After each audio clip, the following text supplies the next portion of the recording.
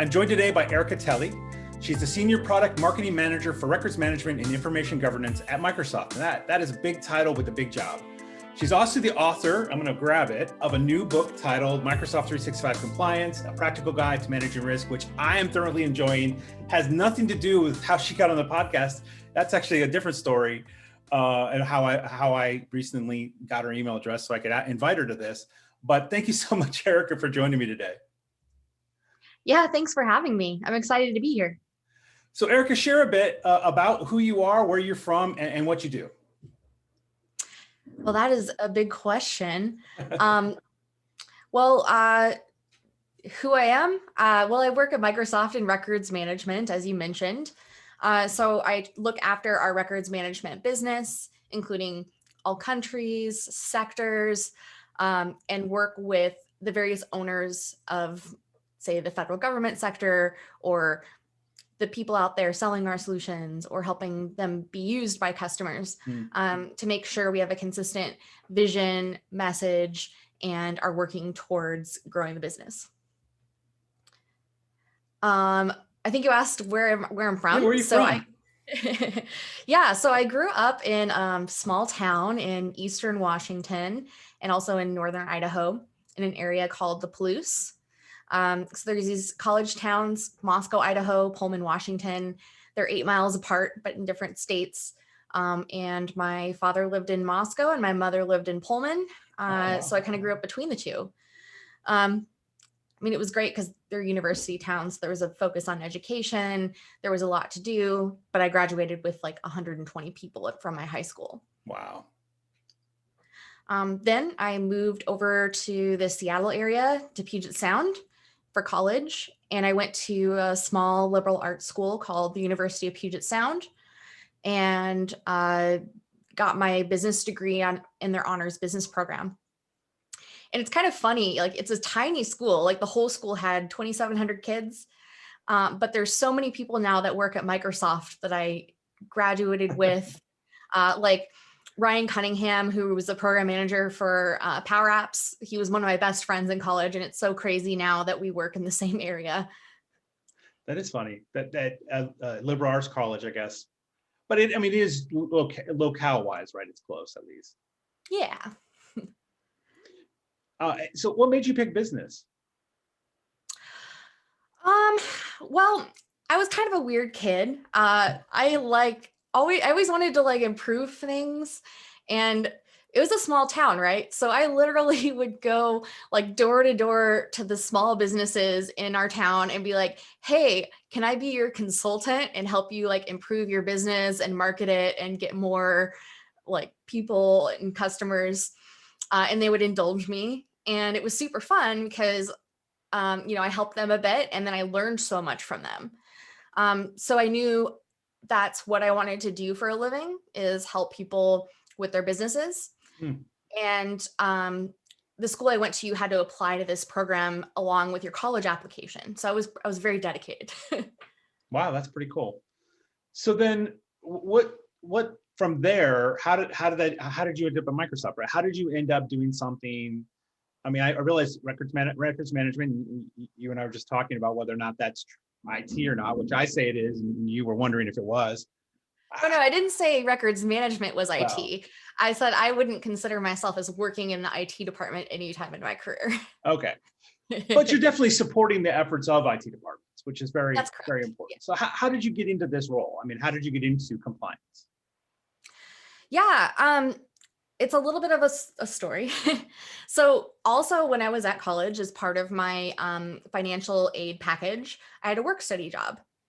And I had worked at McDonald's in high school, and they were like, oh, hey, you have customer service skills. You should work at the IT help desk. I also was kind of a geek about computers as well. So I worked there for 4 years, and my senior year, actually, Ryan Cunningham installed a SharePoint server he was our student body president, and we wanted to have collaboration in place for the different clubs and organizations to work. Now, this was 2004. So we broke SharePoint really fast. Yep. And then the IT help desk had to figure out how to fix it. After school, I got hired at Hitachi Consulting, which had just started. It was Arthur Andersen before. Mm. And my first project was out at Microsoft, helping them define the marketing pipeline for our major subsidiaries around the world. They wanted to use SharePoint for the project. I told people, hey, I You know told how them to you knew use how to this. break it? And then from then on, I was the SharePoint person in our 200 person office. Wow. So then in, I don't even know if it was late 2006 or 2007, the SharePoint product team hired Hitachi to do a project to plan the enterprise content management feature set that we released in 2010. Hmm. And they're like, oh, we have the perfect SharePoint person to put on this project. And so I was assigned, working on the product team, doing the competitor research, and figuring out what features to add. And records management was a part of that release. So that's when I first got exposure to all the different tools, spoke with records managers to understand their requirements, and helped do the research to inform those features. Wow. So you've been helping put that capability into Microsoft 365 since the very beginning. Yeah, literally since the beginning. That's pretty amazing. So I mean, there's many who may not understand how important that is. Can you elaborate a little bit about how important the compliance aspect is for these environments? Well, we have laws and regulations we need to follow.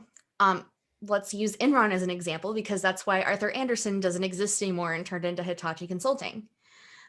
There weren't any laws about how you needed to keep records of your transactions and business dealings. I'm very much generalizing this. Yeah. And so they were able to kind of destroy a lot of the evidence about what had happened. So that led to SOX compliance in that industry.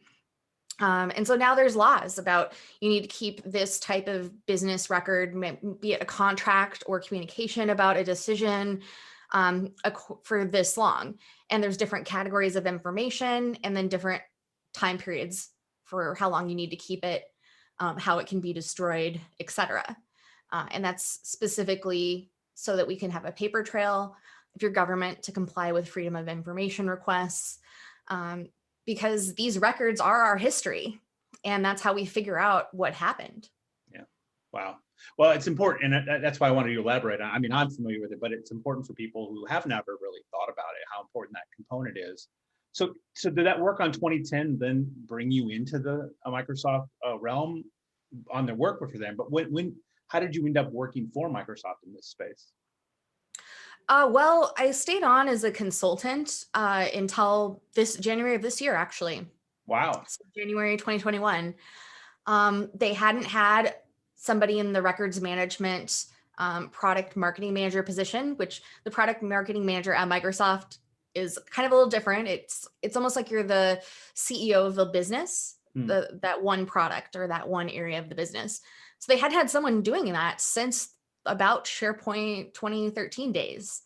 And I knew I wanted this job when it came around. And so I just picked my consulting work to build my skills in this area. And then when the job came up, they reached out to me and I, of course, jumped at the chance. Absolutely. Wow. Well, congrats. I mean, I realize it's been 5 months, but congrats. Thank you. So, so you've been working in this space now, though, for quite some time. So, and the way we do business, the way we interact with each other, what's something about the way we do this business that you would change if somebody said, Erica, we need to improve the way we do. I know I generally say IT normally, but you're not classifying yourself as an IT career person. But the way we do things, is there something you would change about the way in that respect? Well, I wish that we were better at training people how to ask the right questions. There's a lot of layers to that. It could be questions like, why are we doing this? Is it the way it's always been done? Or is it because there's a real practical business reason? I run into that a lot in the records management world. It could be asking ourselves questions about whether our views are biased. against people of different backgrounds, ethnicities, capabilities. Um, it could be questions about assumptions when we're gathering requirements for a product. Sometimes we think someone says something, they mean one thing, they really mean the other. And if we just asked the follow-up question to clarify that, we would have saved a lot of time, money, and heartache. Mm. I wish that was part as emphasized in the education as much as, learning the next tool. Oh, that's an interesting thing. I had never really thought about that. I'm a software engineer myself, and you're right. In school, they never teach you good good ways to ask questions, or different ways to ask questions, or ways to try to get to behind the scenes what's actually happening. So that's an interesting thought. Yeah, thanks. Wow.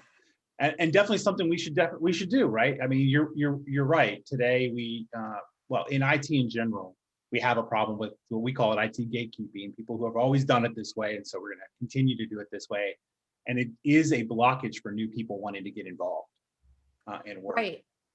Well, and new people getting involved should be a blessing because they're going to ask all of these questions that seem really obvious to them, but no one's ever asked or thought about. I see that happen all the time Yeah. on these types of projects. That's good. That's a really good change. So where do you see yourself going? You've written this book. You're at Microsoft now. What's the future for Erica look like, and what's the future for this compliance capability that Microsoft's producing? Well, what is it, 5 months in now to the job. So I'm still working with leadership to define and agree on our vision for the records management and information governance space. We should be actually wrapping that up here pretty soon. I hope I can stay on in this role for a couple of years. Actually, I'd like to stay here longer than your typical employee would stay in a role. They kind of encourage you, to change it up every 2 years or so. Hope I can stay a little longer. Hmm. But beyond that, I actually don't really like to plan for the future in terms of career. I like to more look for opportunities and be open to things when they come along, um, than make specific plans. Of course, I'm always going to look for I'll always be planning to have personal growth and learn new things and meet more people and learn from different viewpoints. But beyond that, I don't like to do goals. No, that's understood. That's understandable. But there's definitely a lot going on in the compliance space. I know a number of federal agencies. I'm in that space, my federal agency, who are finally starting to go, oh wait, this technology can do all this for us. Why aren't we leveraging it? So there's definitely a huge future in the space for growth for Microsoft. It just amazes me the pace of innovation in the compliance group. It's faster than anything I've ever seen, in my 15 years being around this space. Hmm.